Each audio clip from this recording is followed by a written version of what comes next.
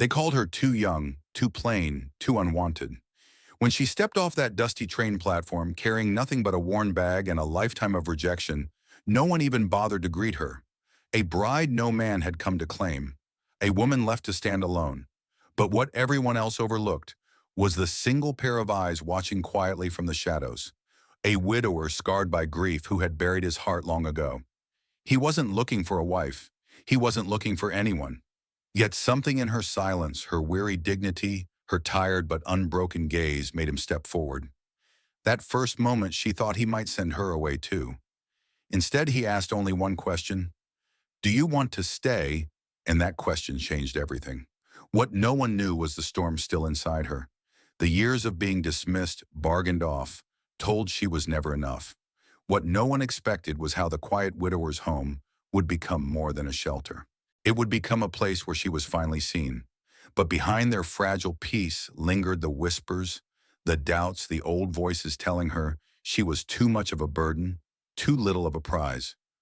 Would she believe them again, or finally believe in herself?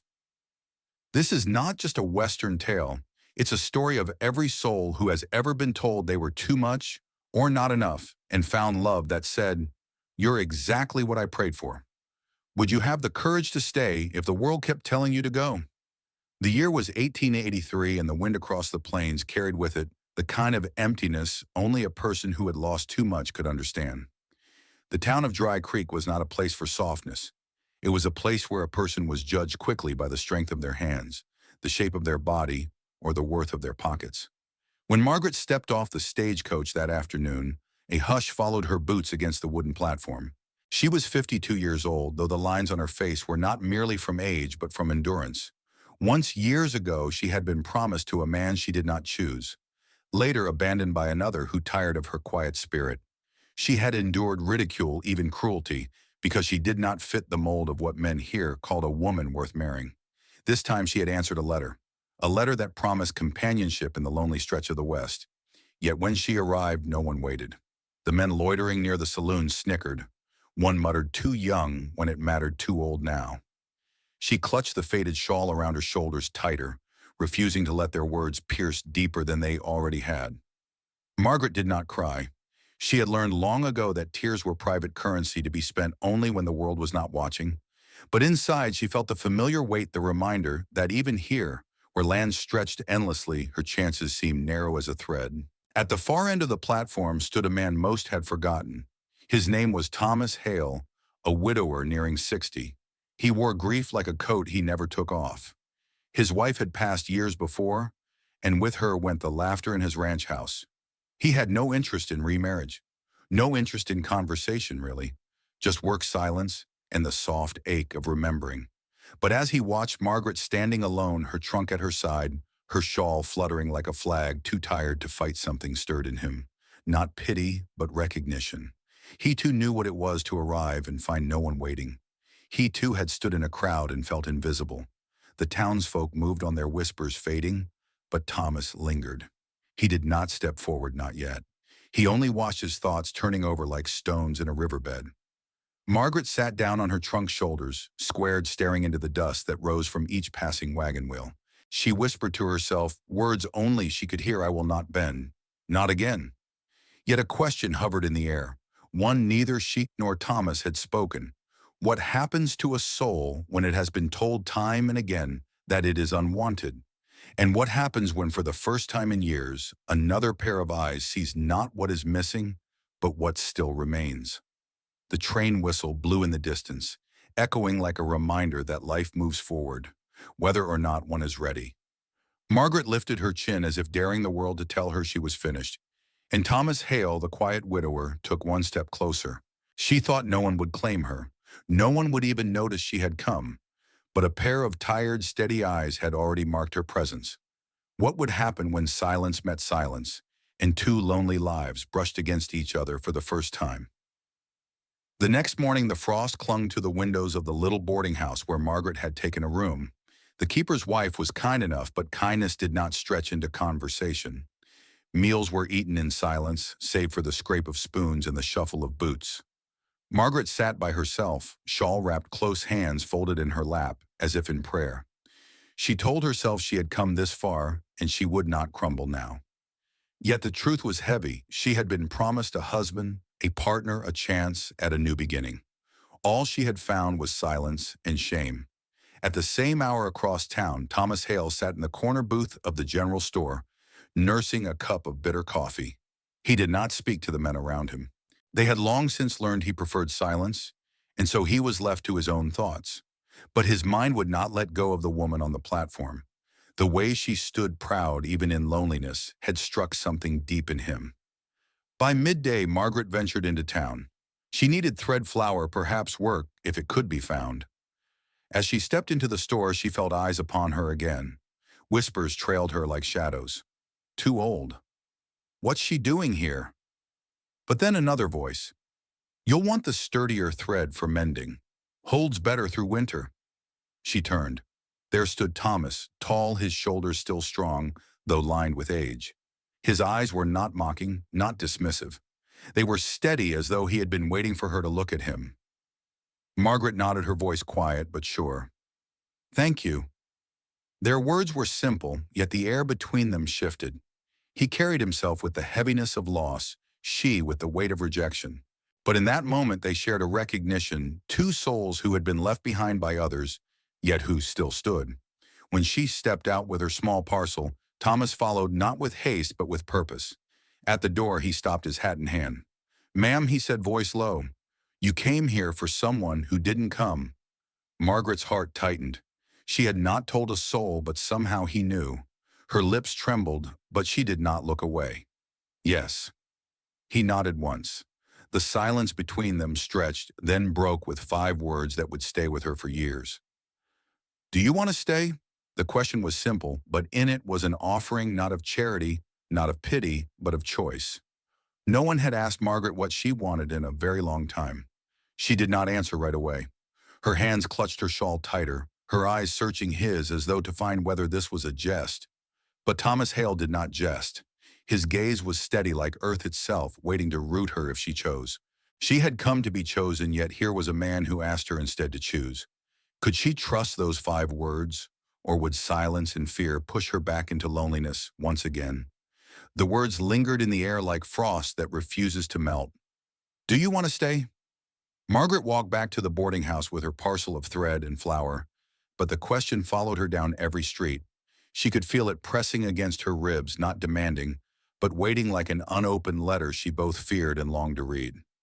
That evening she sat on the narrow bed, stitching the hem of her one good dress. Each pull of the needle was sharp, precise, almost angry. For years she had been told what to do, where to stand, how to be. First by her father, who had said no man would marry her unless she learned to serve with silence. Then by the husband she had been forced to wed at 20, who drank more than he spoke and left her with scars that didn't always show.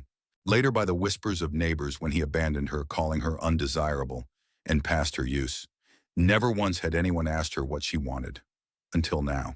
Across town, Thomas Hale sat alone in his cabin on the edge of the cottonwoods. The firelight flickered across the rough-hewn beams, highlighting shelves lined with tools, a rifle polished but unused, and a rocking chair that remained empty. He leaned against the table, his hand tracing the rim of a coffee mug long gone cold. He had not meant to speak to her, not truly. The question had slipped from his lips before he could stop it. But now it haunted him.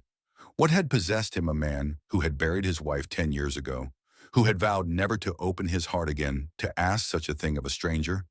Maybe it was her eyes. They were not the eyes of someone expecting rescue. They were the eyes of someone who had endured, who had carried the weight of life without complaint, and who still stood tall. He had seen something of himself in that loneliness, and in his chest something long dormant had stirred. The following day the town gathered at the mercantile for the weekly shipment. Margaret came as she had to. She needed lamp oil, salt, the bare things that kept life moving. But when she stepped inside, the room grew quieter than usual. She's still here, a woman muttered behind the fabric counter. Thought she'd be gone by now, a man whispered as he weighed tobacco. Too proud to leave, too old to start again. The words sliced, but Margaret kept her head high. She had learned to bear wounds in silence. Yet when she turned toward the shelves, she saw Thomas standing near the flour sacks. His presence was steady like a stone unmoved by storm. Their eyes met. He tipped his hat just slightly, a gesture so simple but so filled with respect that her breath caught. It wasn't the tip of a man humoring a woman. It was acknowledgement, like he saw her fully. After she paid for her goods, Thomas followed her outside. The street was wide and empty save for the blowing dust and the creak of wagon wheels. "You thought about what I asked," he said. She froze, clutching her basket tighter. "Yes," she whispered, and her voice shook now, betraying the calm she wore like armor. "I don't know if I can." He tilted his head, patient. "Can't or won't?" The question pierced deeper than he knew. Can't. She couldn't trust so easily after betrayal. Couldn't believe in promises after so many had broken. But won't, that word meant she was refusing herself the chance to live again? Her throat tightened. "You don't know me, Mr. Hale." "No," he said quietly. "But I know what it is to be left. I know what it is to wake to silence that doesn't warm, only reminds you of what you've lost. And I know the strength it takes to keep walking when everyone expects you to disappear." His voice was low, steady, the kind of voice a man uses when he's telling the truth, not selling it. That night, Margaret lay awake. The lamp burned low shadows, stretching long across the wall. His words returned to her, circling her thoughts. She imagined what it would be like to stay, to walk into the mercantile and not hear the whispers as knives but as nothing more than wind, to sit across a table from someone who did not see her as a burden or a failure, but as a person, to tend a home not out of duty but choice. Yet fear gnawed at her. What if it ended the same? What if his patience wore thin? What if she gave herself the chance to belong only to be cast aside once more? The past had taught her that hope was dangerous. And yet without hope, what else was left? The following morning she found herself walking not toward the station, not toward escape, but toward the cottonwoods. The air was crisp, carrying the scent of pine and cold earth. She followed the narrow path until the cabin appeared sturdy, weathered with smoke curling gently from the chimney. Thomas was outside splitting wood. His movements were deliberate, steady, like a man who found comfort in rhythm. He looked up when he saw her, his face unreadable, but his eyes softer than the rest of him. "You came," he said simply. She clasped her hands together, forcing her voice steady. "I don't know why." "You don't have to," he said, setting the axe aside. "Sometimes being here is reason enough." Her lips trembled, her defenses fraying. "And if I choose to stay?" "What then?" He stepped closer, but not too close. "Then you'll stay as yourself. No debts, no bargains. Just a woman with her own worth, deciding she's tired of running." The words washed over her like sunlight breaking through clouds. For the first time in years, she felt the stirrings of something she had nearly forgotten. Dignity wrapped in gentleness. Possibility without demand. That evening, as dusk painted the sky in shades of amber and violet, Margaret sat on the porch of Thomas's cabin. She listened to the wind moving through the cottonwoods, steady, unhurried. For the first time she wondered, was this the sound of a life she could build? She had lived her whole life waiting for others to decide her fate. But now, with one man's steady question lingering in her heart, she had to decide for herself, would she risk everything to stay or retreat once more into the shadows of what was safe? The cottonwoods whispered that evening, their leaves brushing against each other like voices just out of reach. Margaret sat on the porch of Thomas's cabin, her hands folded tightly in her lap, as though she could hold together the storm brewing inside her. The question he had asked, "Do you want to stay?" had become more than a choice. It had become a mirror, forcing her to look at herself in a way she hadn't dared for years. She had been many things in her 50 years: a daughter who was never enough, a wife who was never loved, a woman scorned for things she couldn't change. But now, for the first time, she felt the trembling weight of freedom in her hands, and freedom terrified her. Inside the cabin, Thomas moved quietly. He placed another log on the fire, his movements unhurried, steady as the rhythm of a clock. He didn't push her, didn't press her for answers. He seemed to understand that silence could be a kindness. But silence also gave space for her fears to echo louder. What if she stayed and disappointed him? What if he saw through her composure to the scars she carried, some visible, many not, and decided she was too broken? What if the townsfolk whispered until even his patience wore thin? Her heart pounded as if every what if were a hammer against her chest. She remembered the sting of her father's voice. "You'll never be wanted." the coldness in her husband's eyes before he left. You're too old to matter. The gossip of women who pitied her, not out of kindness but superiority. And now a man was offering her something she had never truly had the chance to choose. Thomas stepped onto the porch, wiping his hands on a rag. He leaned against one of the posts, watching her carefully. "You're quiet," he said softly. "I don't know how to answer you. You don't have to tonight." She shook her head, voice tight. "You don't understand. Every choice I've ever made has been taken from me. Now you ask me to decide and I—" Her throat tightened. "I don't know how." He studied her for a moment, his expression unreadable, before stepping closer. Not too close, just enough that she could feel the steadiness of his presence. "Margaret," he said, his voice carrying the weight of truth. "Choosing doesn't mean you have to be fearless. It just means you're willing to try." That night she lay awake in the small spare room of the cabin, listening to the wind rattle the shutters.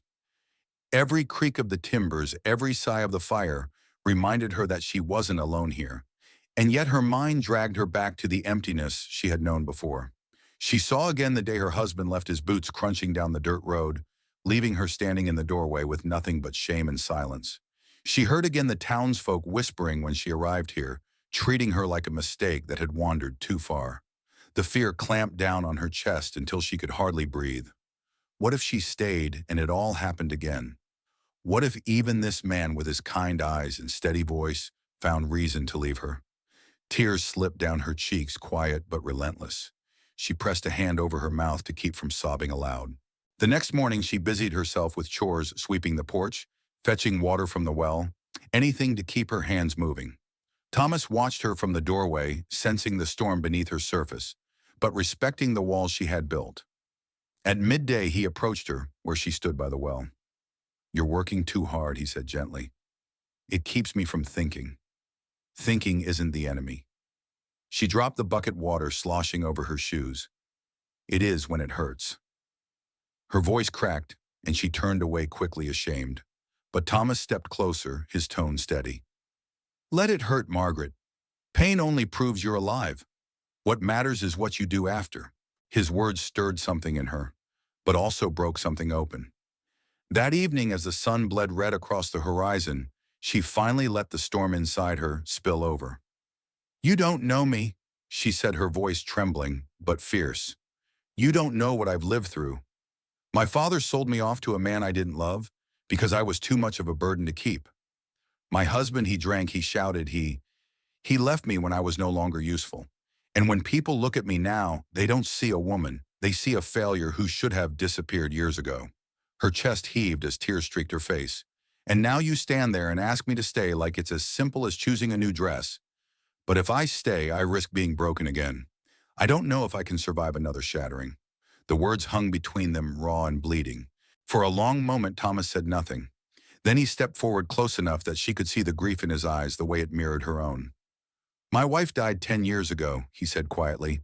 "And after she passed, I told myself I'd never let anyone close again, because the pain of losing her was more than I thought I could carry. So I built walls, worked the land, slept alone. I thought it would keep me safe." He swallowed hard, but it didn't. It just kept me empty. His voice softened, almost breaking. "I can't promise I won't fail you, Margaret. I can't promise the world will be kind. But I can promise I won't walk away when it gets hard. Because I know what it is to lose everything, and I don't want to lose the chance to choose again. To choose you." Something shifted in the air then, like the moment a storm breaks when the first drops of rain fall and the sky feels cleaner for it. Margaret's tears didn't stop, but her sobs eased into silence. She looked at him, really looked at him, and saw not a savior, not a rescuer, but a man as wounded as she was. A man willing to stand in the ruin and still build something new. Her chest rose and fell heavy with fear, but also with something else, possibility. That night, as they sat by the fire, Thomas didn't press her again for an answer. He simply poured her tea, placed it gently in her hands, and sat beside her. For the first time in years, she didn't feel like she was bracing for the world to collapse. For the first time, she let herself lean, not fully, not yet, but enough. Enough to believe that maybe, just maybe, staying was not the same as surrendering. Maybe it was the beginning of something new. She had bared her wounds, and instead of recoiling, he had offered his own. 2 broken lives, 2 heavy pasts, and 1 fragile hope. But could hope alone carry them through the trials yet to come? The days that followed carried a strange rhythm like a song Margaret had never heard before, yet somehow knew the steps. She rose with the dawn as she always had, her body moving by habit, stoking the fire, boiling water, sweeping the floors. But now the cabin wasn't just hers. The silence carried another heartbeat, another pair of footsteps, another presence that unsettled and steadied her all at once. Thomas was not a man who filled the air with words. His quiet was different from the silence she had known in her past. Her husband's silence had been sharp, laced with contempt. Thomas's was patient like the earth waiting for spring. Still, patience could feel like pressure when you were used to bracing for disappointment. On the third morning, Margaret caught herself humming while stirring porridge. It startled her so much that she stopped mid-note, the spoon clattering against the pot. She hadn't sung, not even to herself, in years. She glanced over her shoulder, half expecting Thomas to smirk, to use her slip as proof she was foolish. But he wasn't smirking. He was just watching, his gaze soft, the corners of his mouth curved in something like quiet admiration. "You have a pretty voice," he said simply. Her throat closed. "Don't tease me. I wouldn't." The words were plain, but they settled into her chest like warmth she didn't know how to carry. She turned back to the pot, quickly pretending the steam stung her eyes. Later that week, Thomas asked if she would help mend a fence along the southern pasture. Margaret hesitated. Her hands were skilled with needles and kettles, not hammers and nails. But there was something in his tone, not demanding, but inviting, that made her nod. The work was harder than she expected. The sun pressed heavy on her shoulders and her arms trembled with effort. Once, when she struck the post clumsily and nearly smashed her thumb, she cursed under her breath, the word tasting strange after years of biting her tongue. Thomas chuckled, but not unkindly. "You're fiercer than you let on." She glared at him, breathless. "I'm tired of being anything less." He only nodded, his face serious now. "Good." For the first time in a long while, she felt her frustration wasn't weakness, it was fuel. But with closeness came the prickle of old fears. That night, as they ate by firelight, Thomas reached across the table, brushing his hand against hers by accident, or maybe not by accident at all. Margaret flinched, pulling back too quickly. The look on his face wasn't anger. It was something worse, hurt. "I'm sorry," she blurted, staring at the floor. "I didn't mean Margaret," he said, his voice low, steady, but firm. "Don't apologize for being afraid." She swallowed hard. "I'm just not used to kindness without a price." His hand curled slowly into a fist on the table, not in anger at her, but in anger at the world that had made her say such a thing. "There's no price here," he said. "Not with me." The next morning, Thomas saddled his horse and offered to teach her to ride again. Margaret had ridden in her youth before her life became confined to kitchens and small rooms, but years of disuse and one bad fall had left her wary. She shook her head. "I'll just slow you down." "That's fine," he said, holding the reins out to her. Her chest tightened. "And if I fall, then I'll catch you." The words disarmed her. She wanted to refuse again, but something in his tone left no room for ridicule, no shadow of doubt. He meant it. And so, with stiff legs and trembling hands, she climbed onto the horse. Thomas walked beside her the entire time, one hand steady on the reins, the other ready to catch her if she slipped. Halfway down the trail, she realized she was breathing again, not the shallow, frantic breaths of fear, but deep, steady ones that smelled of pine and earth. She looked down at him, and he smiled. "See," he said. Her lips trembled into the smallest of smiles. "I'd forgotten." That night, however, the old doubts returned. Margaret lay awake, staring at the beams above her bed, hearing the echo of voices long gone. "You're not enough. You'll never be enough." She rolled onto her side, pressing her hands against her chest, as if to quiet the ache. She had told Thomas part of her story, but not all. Not the worst parts. Not the bruises that had faded, but never left her skin. Not the nights she'd hidden in corners, too afraid to breathe. How could she tell him now? What if those truths made him see her differently? What if, in the light of honesty, he realized she wasn't worth the trouble? Her tears came quiet, soaking the pillow. And though she tried to be silent, the floor creaked. A moment later, Thomas's voice came from the doorway. "Margaret." She wiped her eyes quickly. "I'm fine." The door frame groaned as he leaned against it. "You don't have to be." The following day tested them both. A storm swept across the valley, tearing shingles from the cabin roof and sending water rushing into the yard. Together they scrambled to save what they could. Margaret slipped in the mud, and before she hit the ground, Thomas's arms were around her, lifting her like she weighed nothing. She struggled, embarrassed. "I can stand on my own." "I know," he said softly, not letting go until she steadied herself. "But you don't have to." The words pierced her more than the cold rain. She turned her face away, pretending to be focused on the work, but in truth she was holding back another kind of storm. By nightfall, the worst had passed. The cabin was damp but standing, the roof patched, the fire burning again. Margaret sat wrapped in a blanket, her hair still dripping, her body aching. Thomas placed a cup of tea in her hands, and for a long while they sat in silence. Then, without looking at him, she whispered, "Do you ever regret asking me to stay?" His reply was immediate, "Not once." Her throat tightened. "Even if I can't give you children, even if I never stop being afraid?" At that he turned to her, his eyes steady, fierce in their gentleness. "Margaret, I didn't ask you to stay because of what you could give me. I asked because of who you are. And fear or no fear, you're the bravest person I've ever known." Something inside her broke then, not in the way that left her shattered, but in the way that lets light through the cracks. She set down the cup, her hands trembling. "Thomas," she whispered, her voice unsteady, "I don't know how to love without fear, but I want to try." His hand rested over hers, warm and certain. "That's all I'm asking." The storm had tested their strength, but Margaret's heart faced a storm of its own. For the first time she had spoken her desire aloud to try. But could two wounded souls truly build something lasting in a world that had taken so much from them, both the morning after the storm dawned silver, and still as though the valley itself held its breath? The creek, swollen from the rains, roared with restless energy. The air smelled of wet pine and smoke from the cabin's patched chimney. Margaret stood at the door with a broom in hand, her hair pulled back, her eyes tracing the horizon where mist curled low along the ridges. She felt worn, hollowed out from more than just the storm. Inside, Thomas worked quietly, tightening the rafters with a measured patience. His movements were slow, his shoulders still stiff, his limp more pronounced after yesterday's struggle, but he said nothing of pain. Silence stretched between them, not tense, but heavy like the pause before a confession.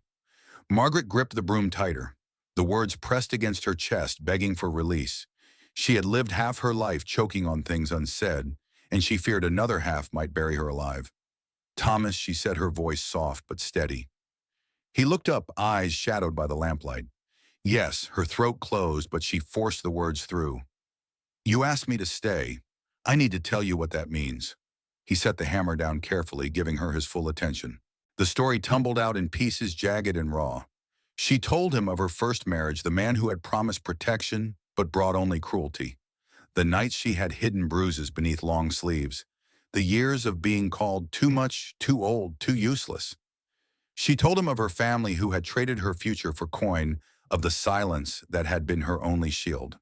By the time she finished, her hands shook so violently she could barely keep hold of the broom. She turned away, ashamed of the wetness streaking her face. When Thomas didn't speak, fear coiled in her stomach. She braced herself for pity, for distance, for the familiar weight of rejection. But then she felt his presence behind her, close enough that the warmth of him softened the chill in her bones. "Margaret," he said, his voice low, steady and carrying no trace of pity. "You've carried that alone for too long." She shook her head. "It's ugly. It's yours," he interrupted gently. "And it doesn't make you less. It makes you stronger than anyone I've ever known." The dam inside her cracked wide. She let herself cry, not the quiet tears of control, but the kind that bent her over, shaking, gasping. And Thomas did not move away. He wrapped his arms around her, solid, certain, and held her as though she was not something broken, but something precious. For the first time in decades, Margaret allowed herself to be held without shrinking, without fear of what came next. She wept until her body gave way to exhaustion, until the tide of grief ebbed into a fragile calm. When she finally lifted her head, his shirt was damp, his shoulders streaked with her tears. She opened her mouth to apologize, but he shook his head firmly. "No apologies," he whispered. "Not for this, not with me." That evening, as the fire burned low, Thomas told her pieces of his own story. He had not always been the quiet widower she'd met. He had once been a man who believed in building things that lasted fences, barns of marriage. His wife had died in childbirth, and the child too. Afterward, the land had become nothing but reminders. He had withdrawn not out of cruelty, but out of grief too deep to voice. I thought silence would keep me safe, he admitted, staring into the flames. But it only built walls too high to climb, until you came. Margaret's chest ached at his honesty. Two people both marked by loss, both shaped by silence, and yet here they were speaking into the cracks. But healing rarely comes without resistance. The following week, Thomas rode into town for supplies, leaving Margaret alone in the cabin for the first time since her arrival. She busied herself with chores, but old ghosts stirred in the quiet.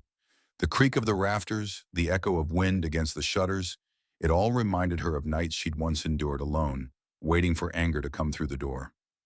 By dusk, her chest tightened with panic. She lit every lantern, sat stiffly in the chair, and waited as shadows lengthened. When Thomas finally returned, the relief nearly buckled her knees. He noticed the glow of every lamp, the tremor in her hands as she reached for the basket he carried. Setting it aside, he cupped her face gently. You don't have to explain, he said, but I need you to know no shadow will ever cross this threshold with me here. Her eyes filled again, but this time not with fear, with something like trust trying to take root. Spring crept into the valley slowly, the snow melting into rushing streams, the earth waking beneath their feet. Margaret found herself smiling more sometimes without realizing. She hummed while she worked, she walked the pastures with Thomas. She let the wind tangle her hair, without worrying if it looked proper. One afternoon, Thomas showed her the swing he'd built on the porch, crooked but sturdy. Not perfect, he said, scratching the back of his neck. She touched the rope, then the wooden seat. Neither am I, she replied softly. And when she sat down, the swing creaked under her, carrying her forward and back with the gentleness of a lullaby. Thomas stood watching, and something unspoken passed between them. It was not grand or sudden, it was quiet, steady like the settling of roots deep into soil. That night, Margaret stood at the window looking out at the stars. Thomas joined her, silent at first. Then he asked almost tentatively, "Do you feel at home yet?" She thought of all the places she had lived before, houses filled with noise, rooms filled with fear, and then she thought of this cabin with its patched roof and crooked swing, with its silence that no longer felt empty. "Yes," she whispered, "for the first time in my life." He turned to her then, and in his eyes she saw not just affection, but awe, as if her presence was a gift he could never have expected. Margaret had broken open the silence of her past, and Thomas had stepped into the space with gentleness. They were learning to carry each other's truths to rebuild trust where once there had only been ruins. But would this fragile beginning be strong enough when the outside world, its whispers, its judgments, its cruelties, came pressing against their door?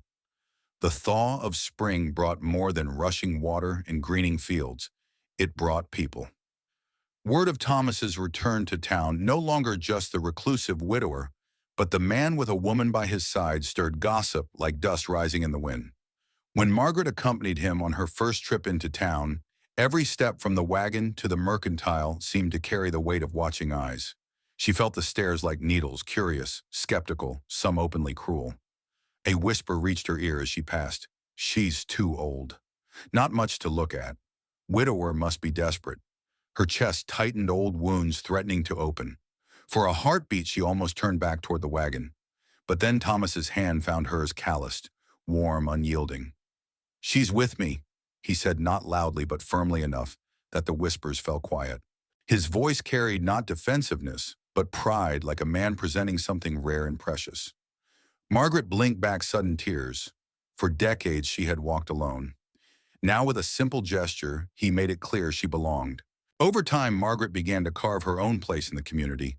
She baked bread for neighbors who had fallen ill. She helped mend clothes for children who had none.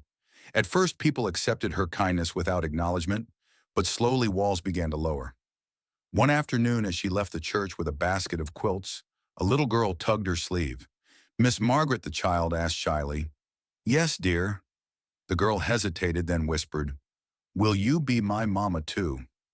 The words cut through Margaret's heart like sunlight through cloud. Her throat ached as she knelt, smoothing the girl's hair.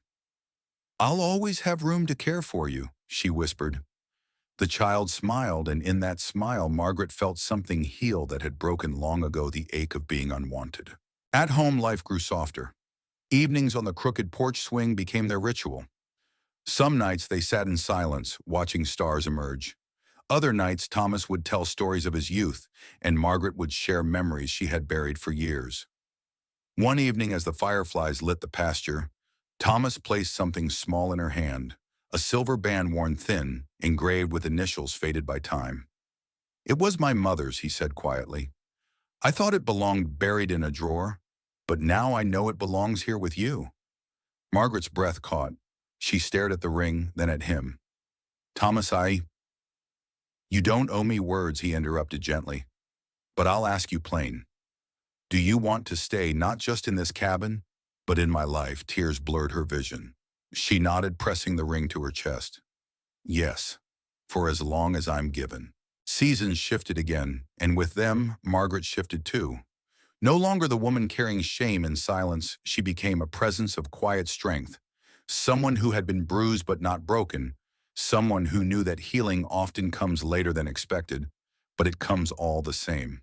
Thomas, too, found his world remade. He had thought his days of love and companionship were long gone, buried with the woman he once lost.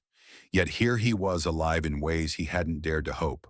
Together they built not just a home, but a life stitched from second chances. One evening, as the sun sank low and the air filled with the hum of cicadas, Margaret looked out across the land. "Funny," she murmured. "All my life I thought love had passed me by, but maybe it was just waiting for the right time." Thomas squeezed her hand. "And the right person." She smiled, resting her head against his shoulder. "Hope doesn't always arrive when we ask, but when it does, it stays." Margaret and Thomas's story reminds us that even after years of silence, rejection and lost love can still come, not with fireworks, but with steady hands and a quiet voice that says, "You're safe. You belong. You're home." In the end, what mattered most was not the whispers of the town or the labels she carried for so many years. It was the quiet, steady love of a man who saw her worth not in her age, her beauty, or her past, but in her kindness, her resilience, and her willingness to stay when others had walked away. Life has a way of surprising us even when we think our story is already written. Sometimes the most important chapters come late when we least expect them, and often they come not in grand gestures, but in gentle questions, like his simple words, "Do you want to stay?" That is something each of us can carry into our own lives. To remember that love, dignity, and belonging are never about being perfect. They are about choosing day after day to see and honor each other as we truly are. So, dear friends, if this story touched your heart, I invite you to reflect: who in your life needs to hear that they are wanted just as they are? And perhaps, what question might you ask or answer that could change everything? If you'd like to journey with us through more stories of hope, healing, and unexpected love on the frontier, please subscribe to None Wild West Saga. Share this story with someone who may need it and leave a comment below. Would you like to see more tales like this, or perhaps a continuation of this one? Because sometimes the stories we share remind us we are never truly alone.